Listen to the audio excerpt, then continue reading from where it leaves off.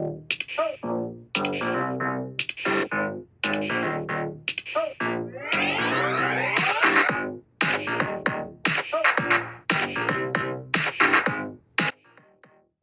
there, beautiful souls. I'm Colynn. And I'm Meredy Lockoff. And welcome to Spiritual Sisters with Sass, the podcast where two sisters with a passion for spirituality and a touch of sass come together to explore the exciting world of self-improvement. That's right, Colynn. We embarked on this incredible journey together, diving into different self-improvement techniques, yoga practices, and a whole array of life experiences. Yeah, and through it all, we've managed to create lives that are abundant, happy, and constantly evolving. It's been a wild ride, hasn't it, Meredy? You bet, sis. We've got two very different perspectives on life, but that's what makes this podcast so special. I'm all about diving in head first into life's adventures and embracing every challenge with a bit of sass. While Colynn here, she's got her own unique approach.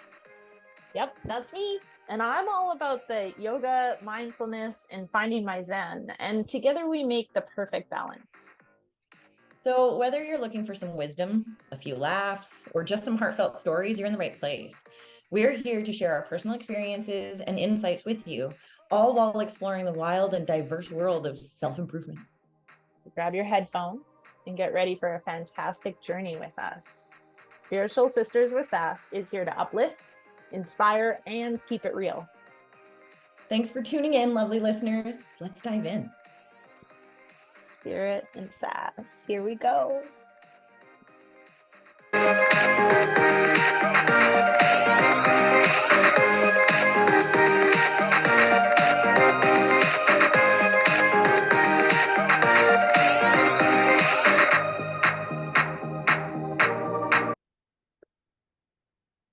All right, everyone. Thank you so much for joining us today for our podcast, Spiritual Sisters with Sass.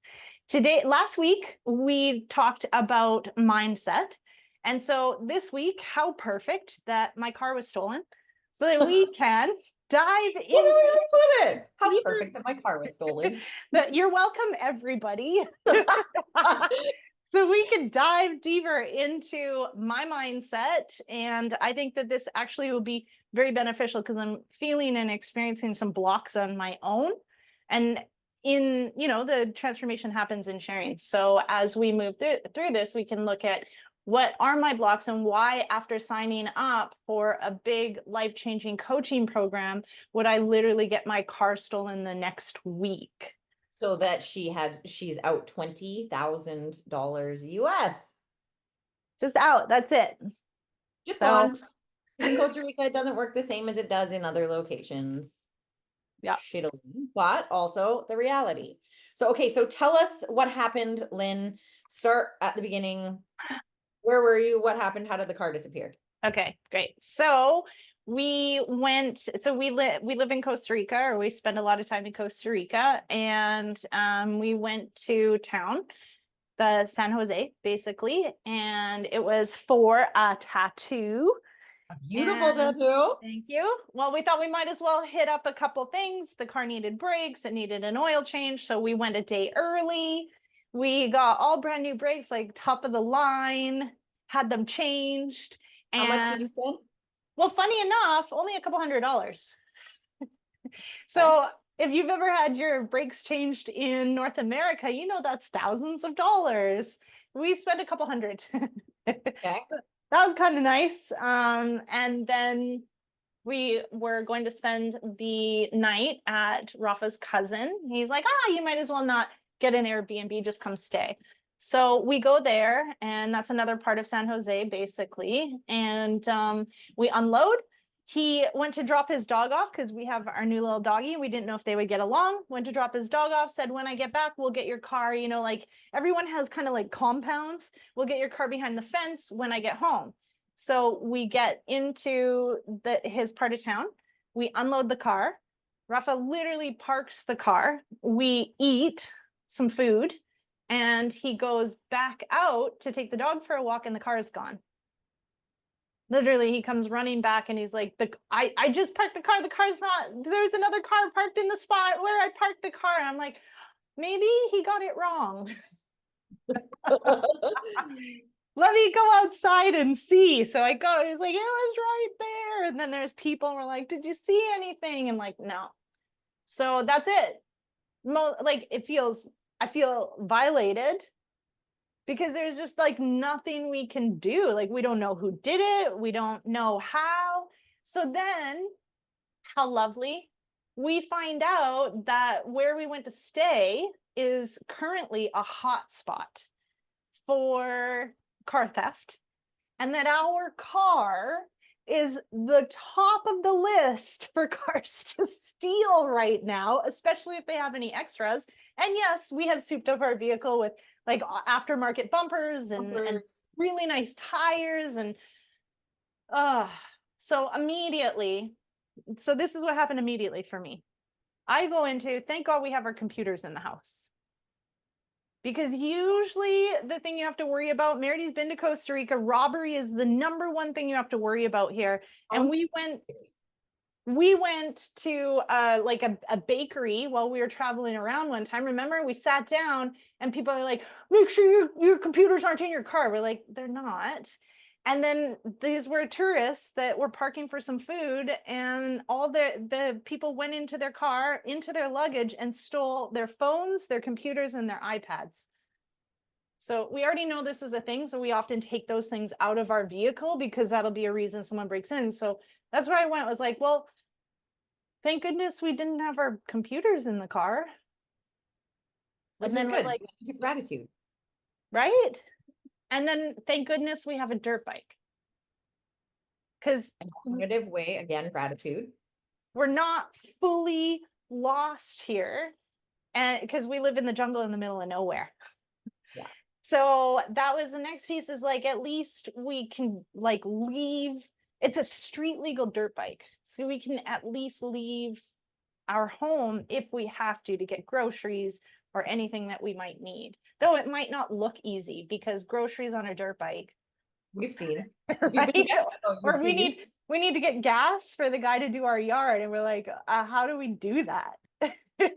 So yeah, it's not easy, but at least we have the ability to not have to walk 10K to like go get a thing, and it's not easy to just call the neighbor here. And we're newer to the community as well. So we just start asking favors. Isn't that awesome? So that's kind of been the day. And then it was just stress, like, how do we get home was the next question, because Uber isn't a thing. No. And I mean, they do have it here, but like an Uber with a pet back to a place in the middle of the jungle, up a crazy hill. Up the mountain. Yeah. Not crazy, up the mountain. Yeah. So then it was just like, yeah, kicking into gear and like doing the things that need to be done. Because Rafa was like, I don't know what to do. I don't know what to do. And I was like, we're just doing the things. We're reporting it to the cops. We're filing a report.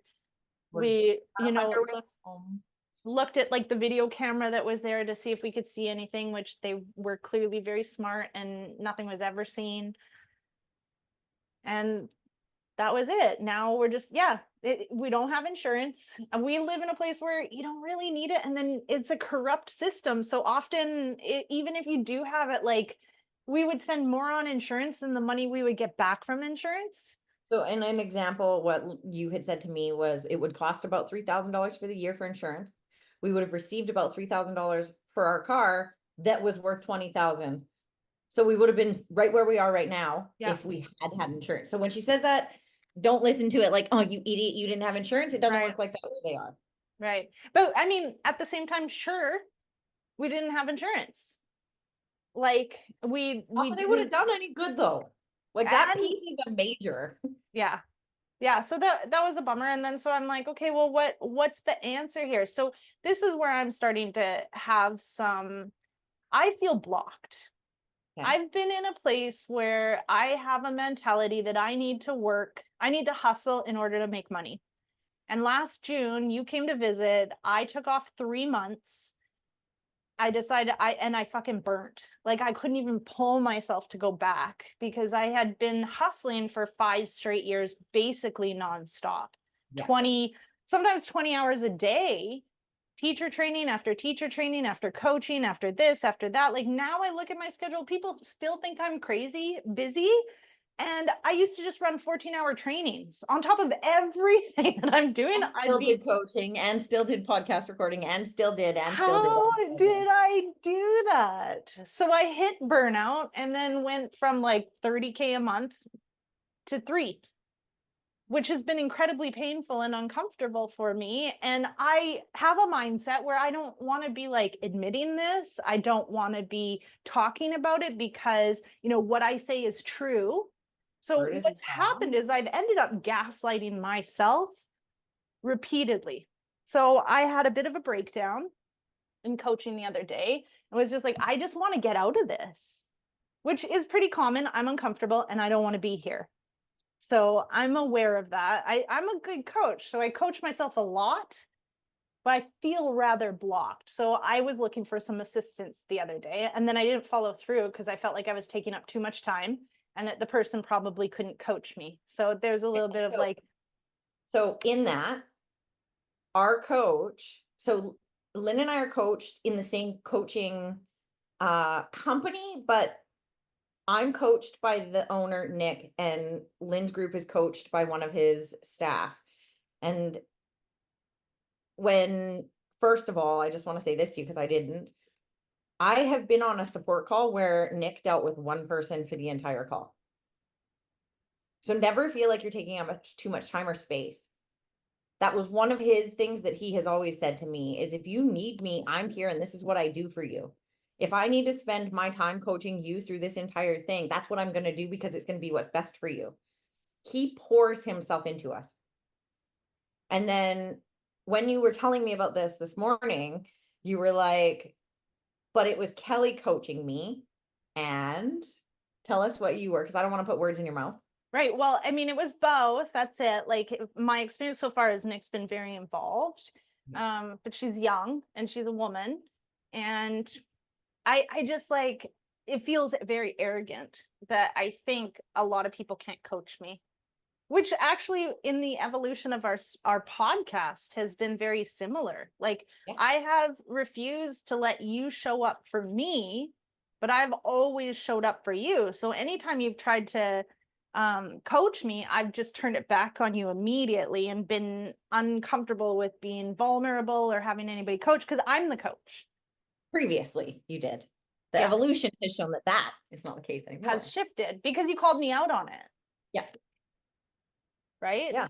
So now I feel like I'm in this place and then now my fucking car gets stolen and I'm just supposed to say positive. So in the call, I just am like, okay, I started asking about DMs or something because I'm never going to miss an opportunity being coached. I think that's ridiculous. I think that would be silly of me to not have my fucking hand up right off the bat. So I just put my hand up and I'm like, I'm going to ask, I don't know.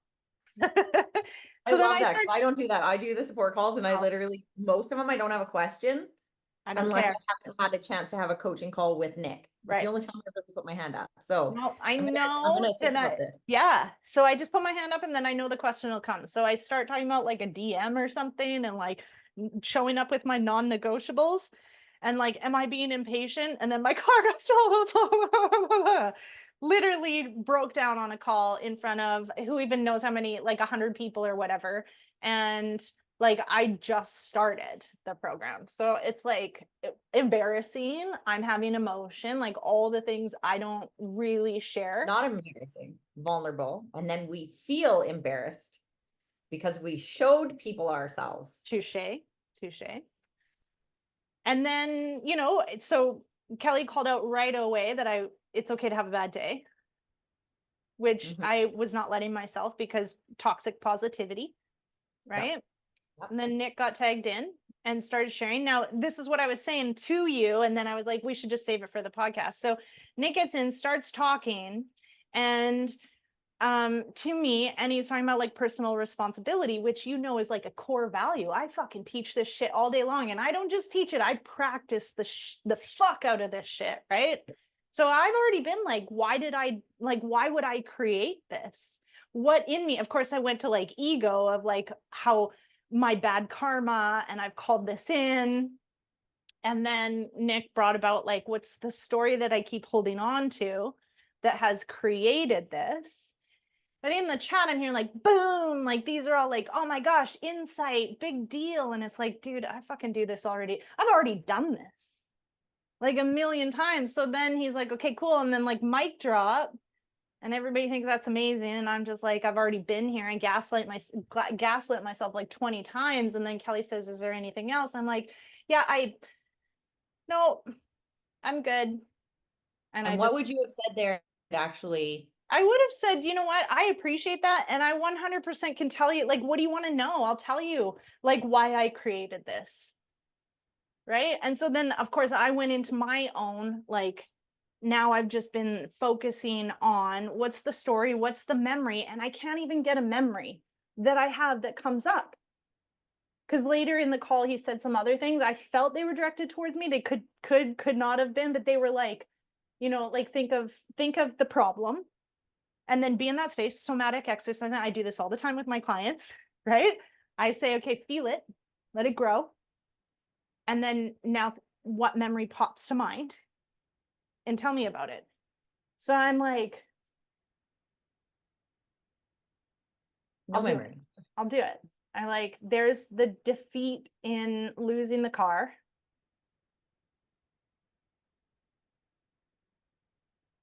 Okay, go deeper than that though. What is the feeling that's coming up?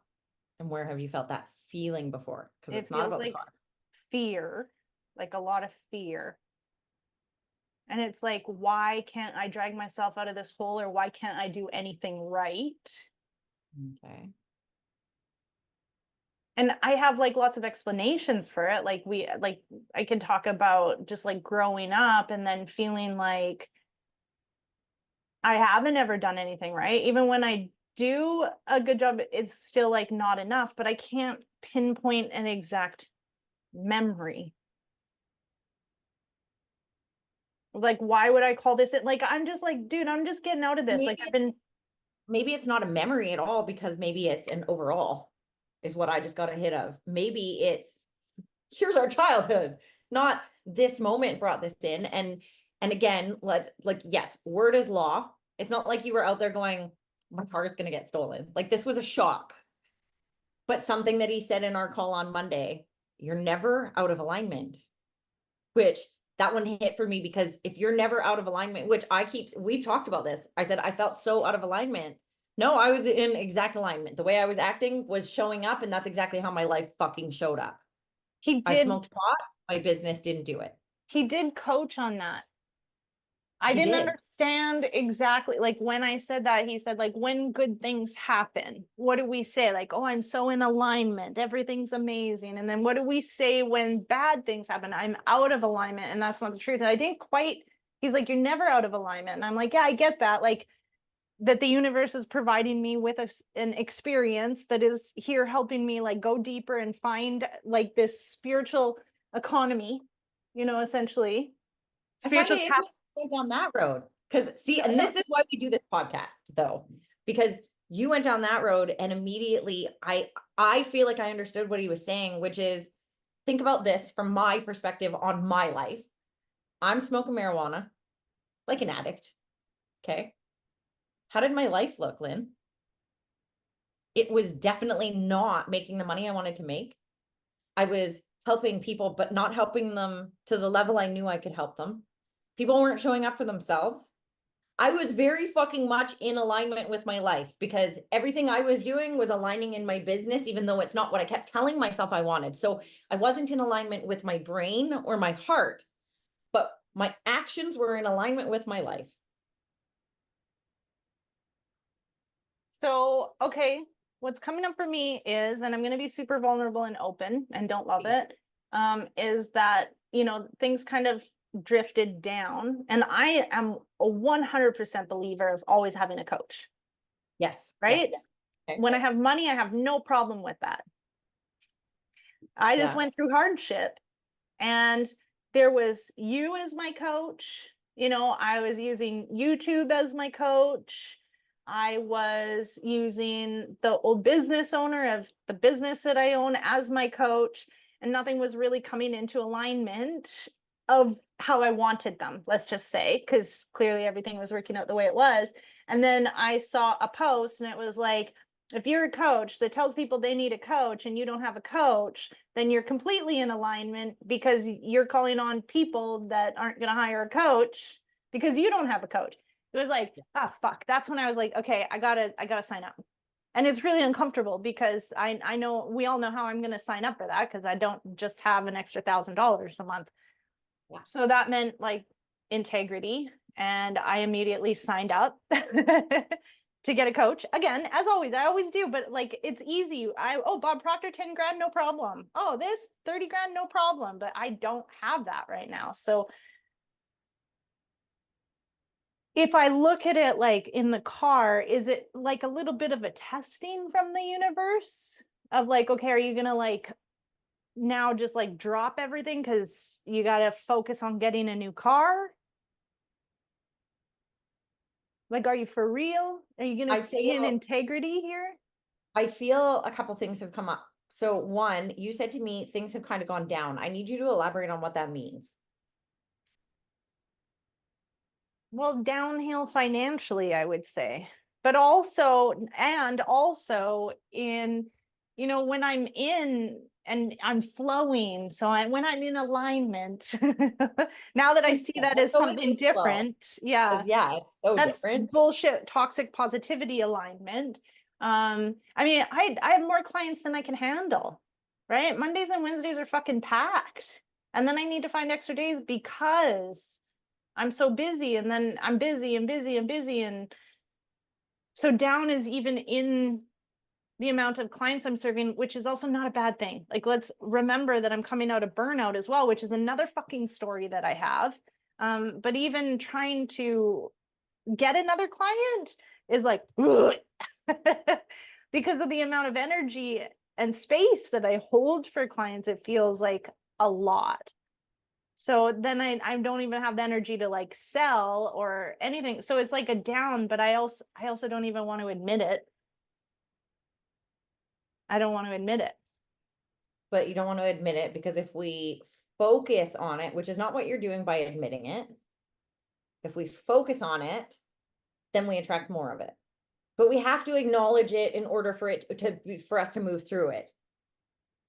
Now, something else just all of a sudden hit me. You said to me, I'm going to get real honest and vulnerable. And you started and then turned. So I understand vulnerable for you also is exposing, I'm not making very much money right now. That's a big vulnerability for you. I understand that. But I'm just going to give an example here because Lindsay, my bestie, love her to bits, going through some stuff. And I told you guys last week and in the past few weeks, she moved through some insane stuff. She's in the flow, sort of. And her big fear that's coming up with having moved through this stuff is having to move through another. Even though she knows, and she's even said to me, like, my big fear is this. She's the one who acknowledged it to me and said, like, my big fear is I love where I'm at and I'm scared for that to shift and go back into another. And I said, but you know that that's also the flow of life. We go through these experiences.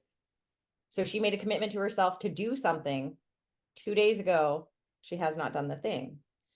And when we talk, she will tell me all these reasons, excuses, that she's continuing to do the things that she's doing.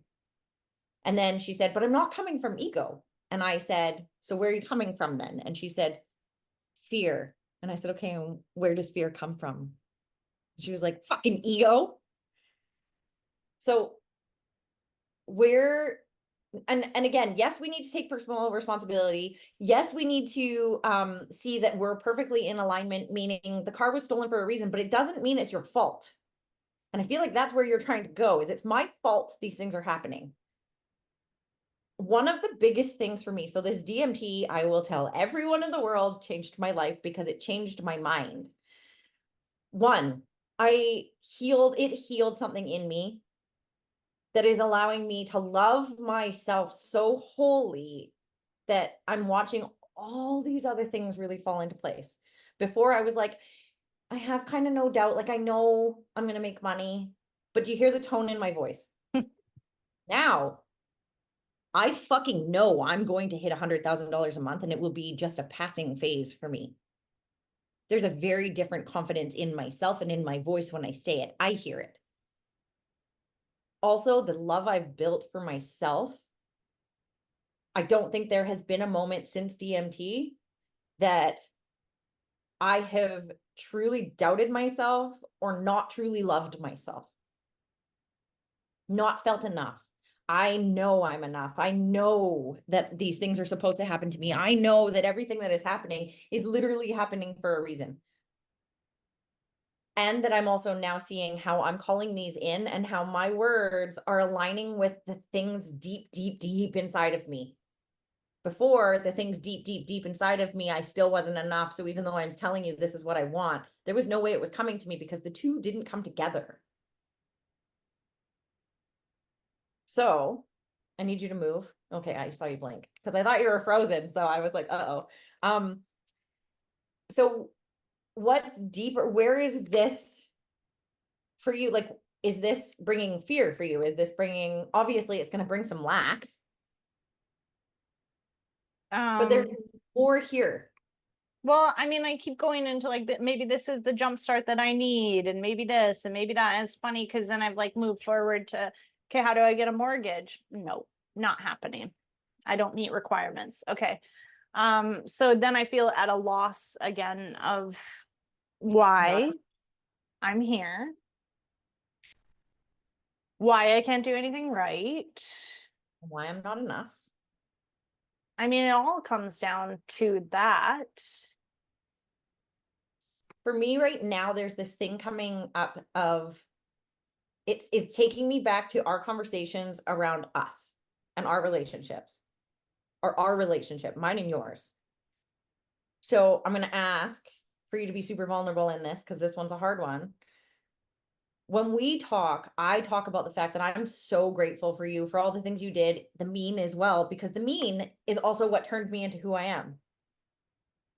I tell stories about you and Dad's Mazda and the dent in the truck where you threw that chick's head into the truck, and like people were scared of me and knew not to fuck with me because they knew that you would be right there, even in moments that we hated each other.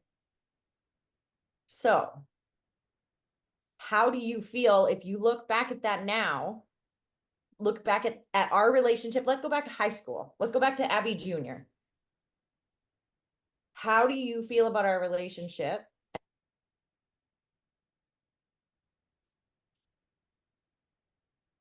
It cut off. How do you feel about our Our relationship? relationship, and how do you feel about how you showed up? Right. I have a lot of, and I know these are thoughts as opposed to feelings, but like guilt. Um, What I just heard was, why haven't you forgiven yourself yet?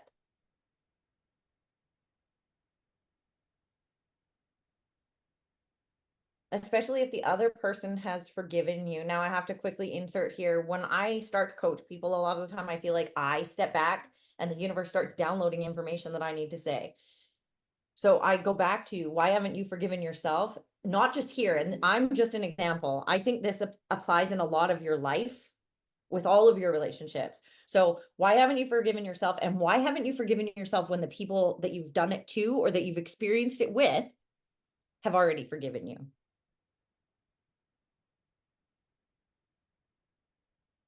I mean, what I think is like, because I haven't taken the time to like sit with it. I just stuff it away elsewhere. I actually, part of the homework was to be like, write out where I see myself in 10 years and be so clear. Like the conversation was, if you don't have a vision for your business, you don't have a future.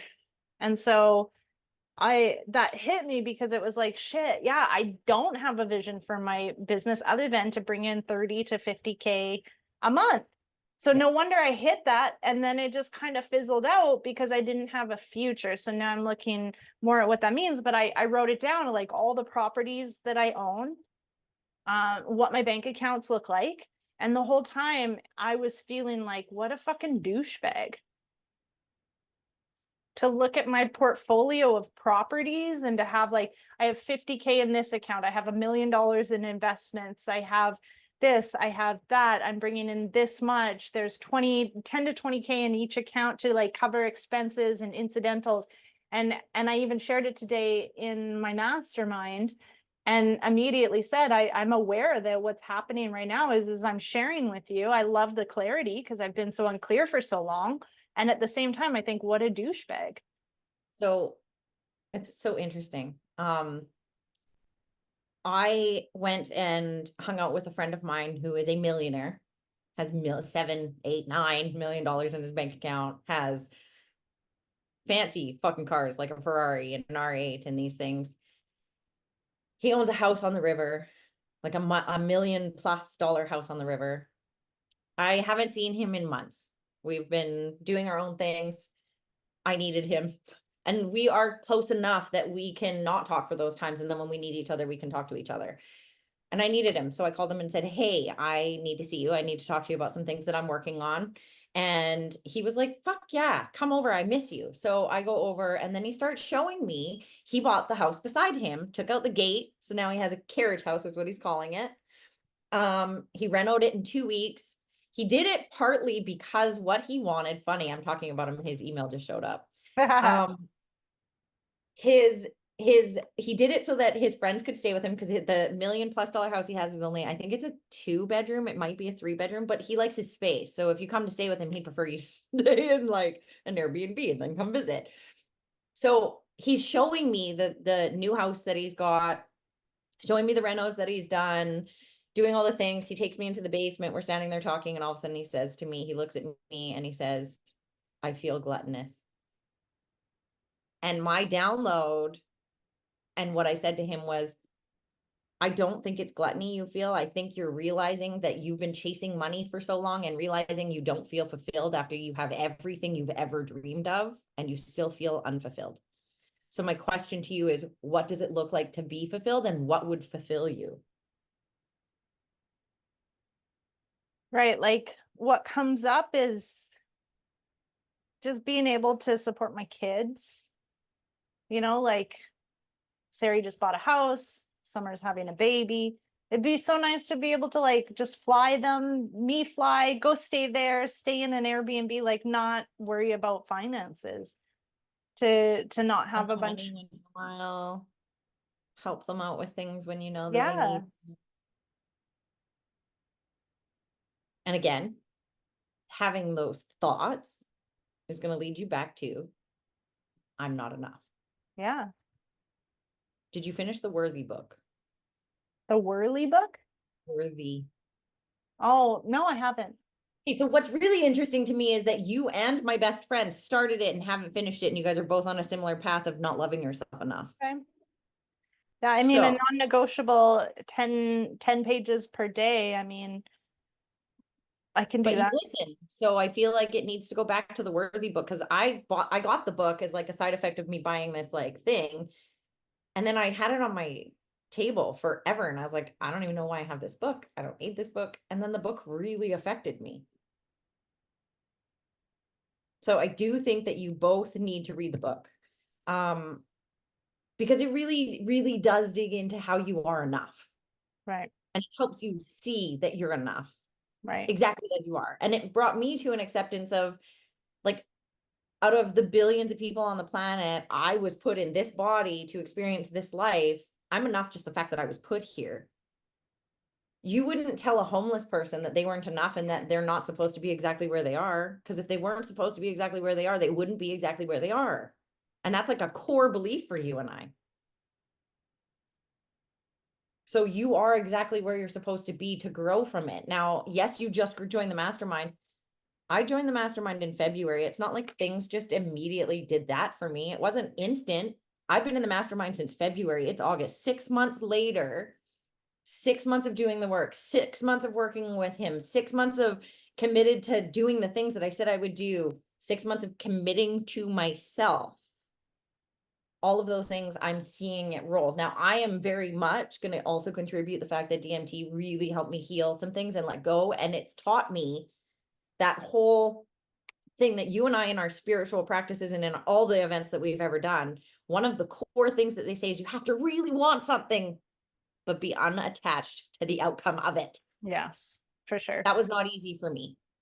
And yet, since DMT, it's been easy for me because I have faith that the universe has my back. Even if I don't feel like I have faith in myself in the moment, which I'm going to say that hasn't been an issue since DMT either.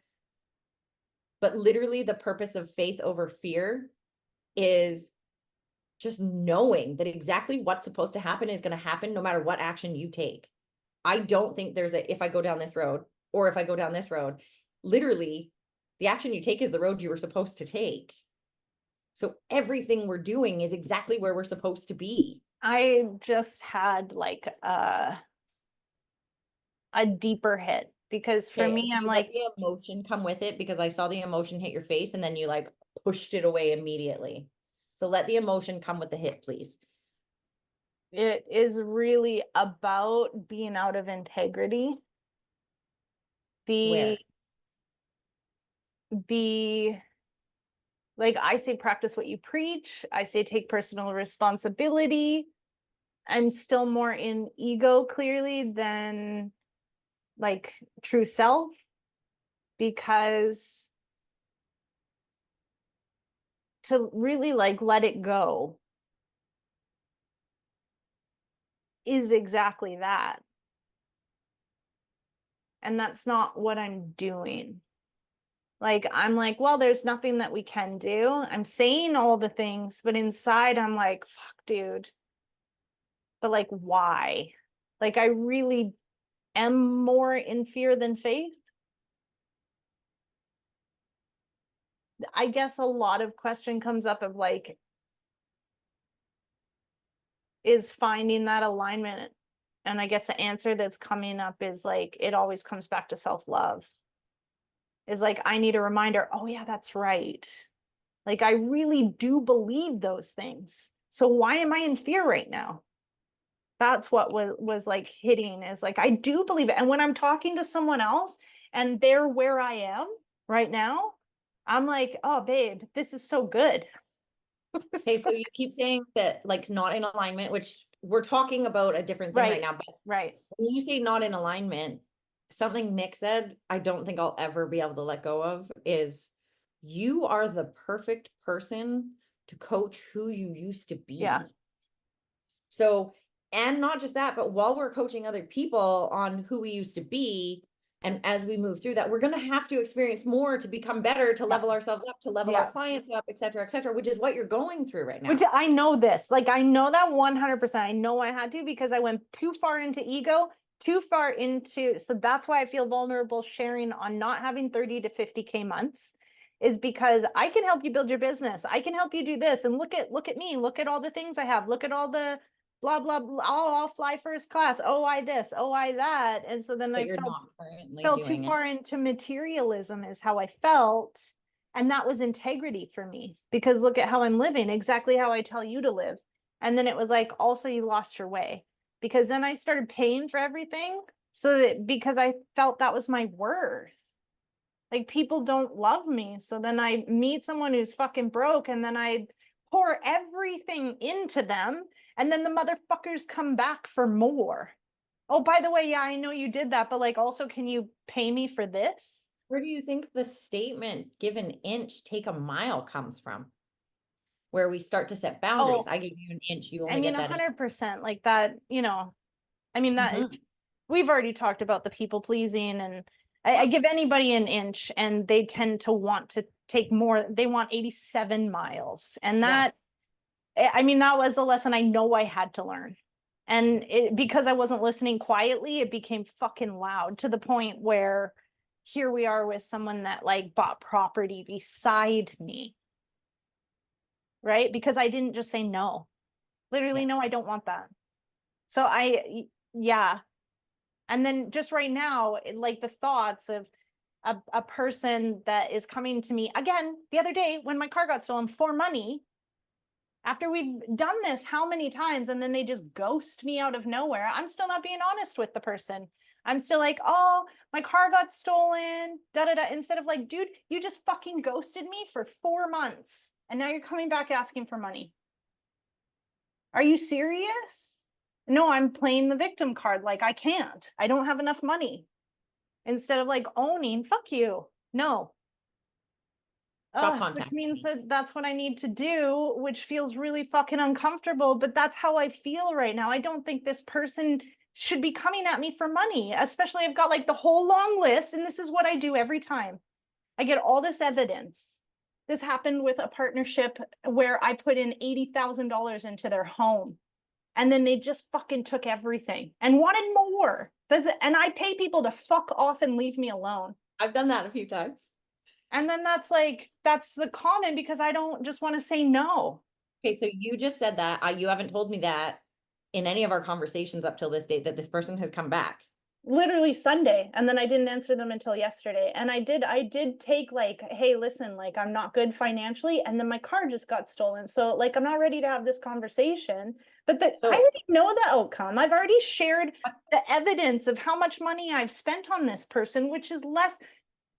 so what's coming up for me, and it's interesting because it's always you and someone else, or like me and you. So my girlfriend wants to go buy her house. She doesn't qualify for much, but if she got her payout from her ex, she wouldn't need anyone's help.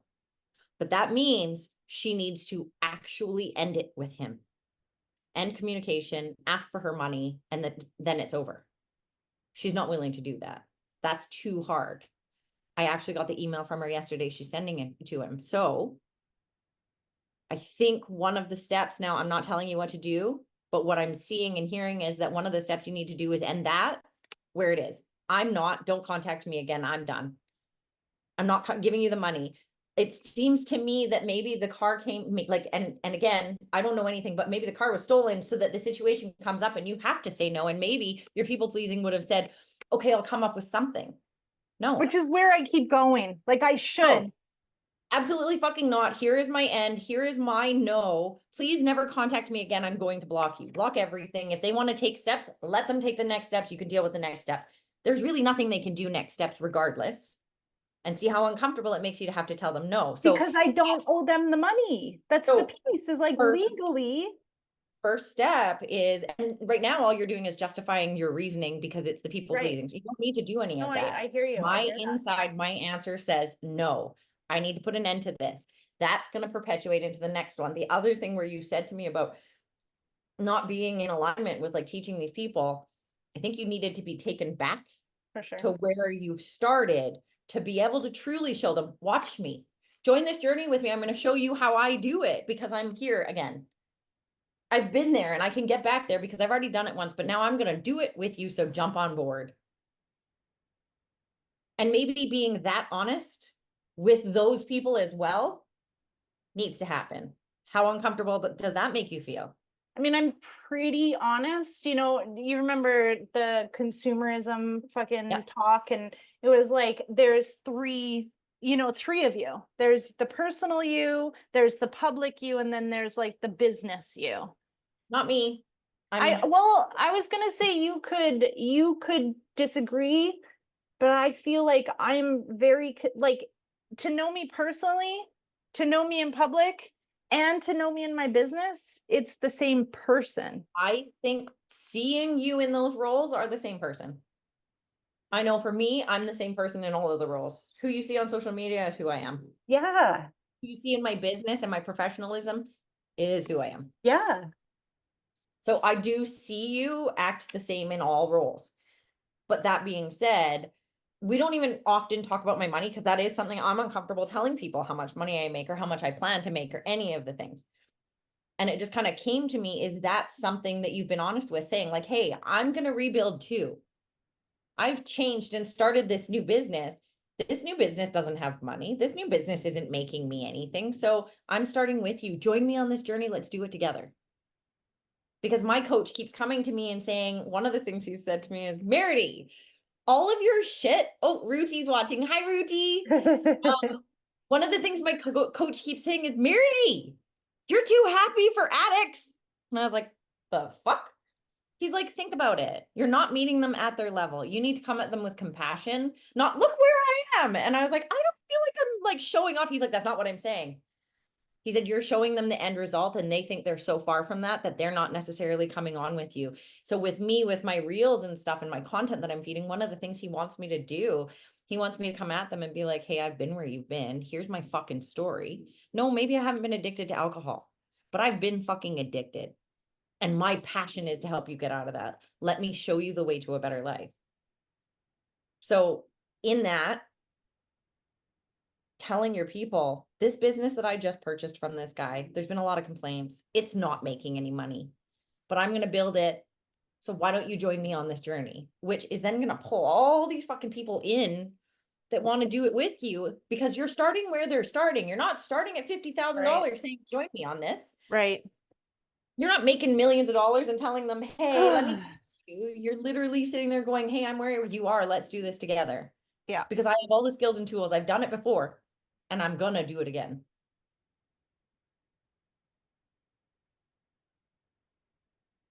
Right. That does feel really, I'm really glad that I was open to do this, because that hits a lot more than like, this is my karma.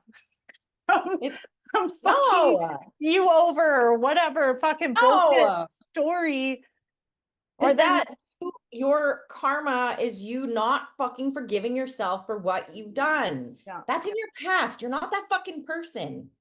We can't keep going back to that person because that's not who you are. That's not who you show up as. Who are you now? So for me, another way this is also coming up is with the guy that I was seeing whatever, the guy. Okay, we're just going to call him the guy. This comes up. Who I was 15 years ago is the only person he knew. And him seeing me now, he's like, holy shit, you're such a different person. Like, I loved you then, but wow, Merity.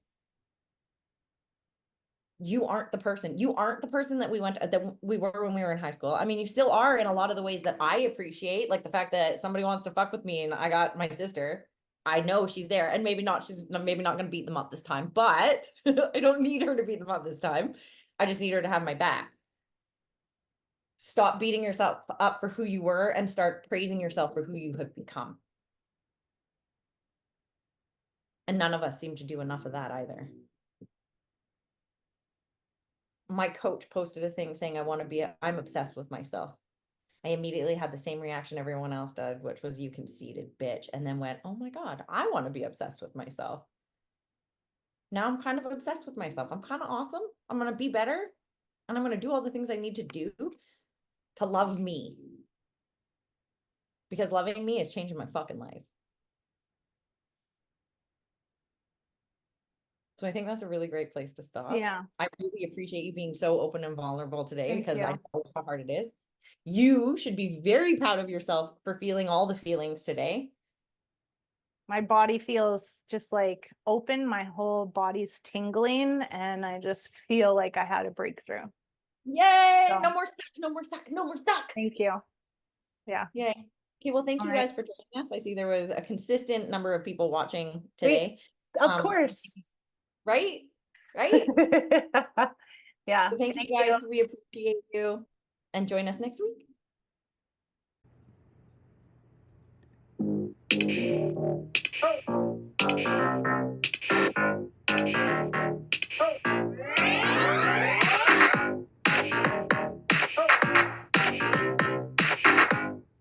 Thank you for joining us on this spirited journey today.